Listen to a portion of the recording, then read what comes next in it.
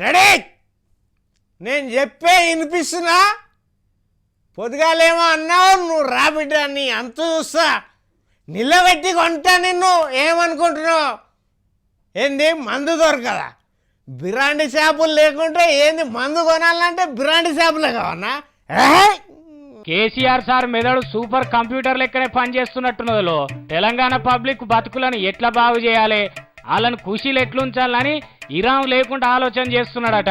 మొన్న పబ్లిక్ అందరూ ఎవరి ఇండ్లలో వాళ్ళు కరెంట్ తయారు చేసుకోమని కొత్త ఐడియా చెప్పిండు కదా. ఇప్పుడు తెలంగాణ పబ్లిక్ ను ఖుషి చేస్తేందుకు ఇంకో కొత్త వరాన్ని ప్రకటించిండు.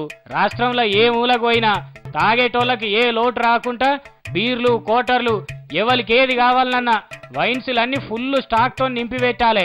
ఏ గల్లీలకు పోయినా కోటర్ సీసాలకు కరువు ఉండకుండా బెల్ట్ దుకాణాలను పెట్టాలని ఆర్డర్ వేసిందట. ఇక బ్రాండీ షాప్ దాకా ఏం పోతామని అనుకునేటోళ్లకు ఫోన్లో ఆర్డర్ ఇస్తే డోర్ డెలివరీ ఇచ్చే పథకాన్ని కూడా అమలు చేస్తే ఎట్లుంటదని ఆలోచన చేయుండ్రి. హైదరాబాద్ లో కళ్ళు దుకాణాలను కూడా ఎట్లయినా తెరిచే ప్లాన్ చేయుండ్రని ఆబ్కారీ శాఖ వాళ్ళని మీటింగ్ పెట్టి ఆర్డర్ వేసిందట. పోయినసారి ఆబ్కారీ శాఖ నుంచి 9,500 కోట్లే కమాయి ఉండే. నేను చెప్పిన పనులన్నీ చేస్తే ఇంకో 1000 కోట్లు కమాయి పెరుగుతుంది అన్నాడట.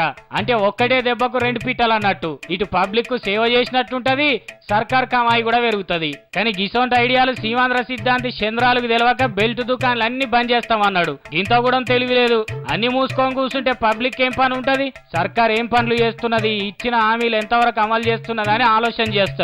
అట్లా చేయకుండా ఉండాలంటే కేసీఆర్ సార్ లెక్క మందు పథకాన్ని పెట్టి పబ్లిక్ ను ఎప్పటికీ ఖుషి చేస్తే ఎంత మంచిగా ఉంటుండే. కానీ మంచి ఛాన్స్ పొడగొట్టుకుంటున్నాడు అనుకుంటున్నారట కొందరు.